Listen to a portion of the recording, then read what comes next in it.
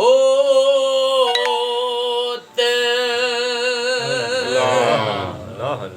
पान दुम होत कुछ बे अग भरी थिया मता चवे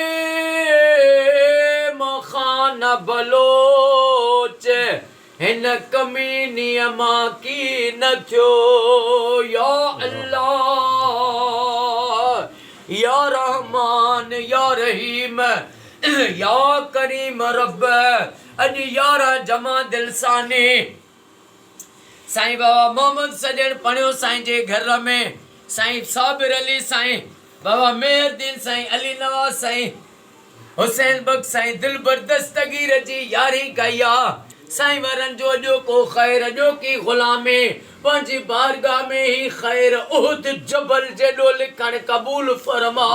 आमीन ओ मौला दस्तगीर जो वास्तो थिए दस्तगीर जो वास्तो थिए मोहम्मद सजन साईं के साईं जे सभनी भाइरन के साईं जे सभनी भाटन के बचड़न के पुटन के अमड़े न्याणन के सेहत वडी हयाती अता फरमा आमीन ओ मुजा करीम रब है घर ऐं घर वारा तुंहिंजे सामान हिननि जा क़यामत ताईं सजण साम्हूं कजा ऐं हिननि जे दुश्मननि खे निस्तो नाबूद फरमा आमीन ओ मौला साईं बख्तली पढ़ियो साईं के साईं जे बचड़नि खे क़यामत ताईं आबाद फरमा आमीन ओ मौला ए करीम जे भी साईं साबिर अली साईं वार के अली नवाज साईं वारन के दुआ जे लाइ चयो आहे जे लाइ भी दुआ जो सोचन था उन्हनि जा बच्चा ऐं घर आबाद फरमा आमीन असां जे जमात जे निगरान साईं अरबाब अली मेतलो साईं के सेहत ऐं वडी खिज़री हयाती अता फरमा आमीन अल्लाह यार फुल पोटो साईं के साईं जे बचड़न के क़यामत ताईं आबाद फरमा आमीन साईं गुलजार अली फुल पोटो साईं जा ऐं जुमले जेके भी दुआ में वेठा असां सभनी जा बच्चा घर आबाद फरमा आमीन ओ मौला महबूब जो वास्तो थी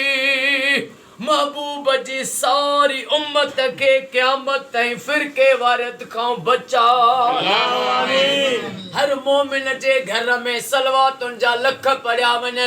सॼे पाकिस्तान में सऊदी में ईरान में इराक में शाम में फ़लस्तीन में मिस्र में हर मोमिन जे घर घर में लख सलवातूं थियनि इमाम हुसैन जी नंढड़ी न्याणी अम्मा मासूम बीबी सकीना जो वास्तो थी आहे मुंहिंजी दुआ कबूल फरमा आमीन ओ मौला जेके बीमार आहिनि उन्हनि खे शफ़ाअत फरमा आमीन बे औलादन के औलाद अता फरमा आमीन बेरोज़गारन के रोज़ी अता फरमा आमीन असां जे सिंध धरती के वतन पाकिस्तान के वतन जी पाक फौज आर्मी के हर मोड़ ते कामयाबी फतेह ऐं इज्जत अता फरमा आमीन ओ मौला मुझे बचड़न तो कुल मुश्किलातों दूर फरमा आमीन किबला साईं दीदार अहमद सियाल साहब के मोहम्मद बिलावल सियाल साईं के सेहत वडी हयाती अता फरमा आमीन इन्नल्लाह व मलाइकतहु युसल्लूना अलल नबी सल्लल्लाहु अलैहि वसल्लम या अय्युहल्लज़ीना आमनू सल्लु अलैहि वसल्लिमू तस्लीमा अल्लाहुम्मा सल्लि अला मुहम्मदिन नबिय्यिल उम्मी व अला आलिहि वसल्लिमू तस्लीमा ला इलाहा इल्लल्लाह मुहम्मदुर रसूलुल्लाह नारे हैदरी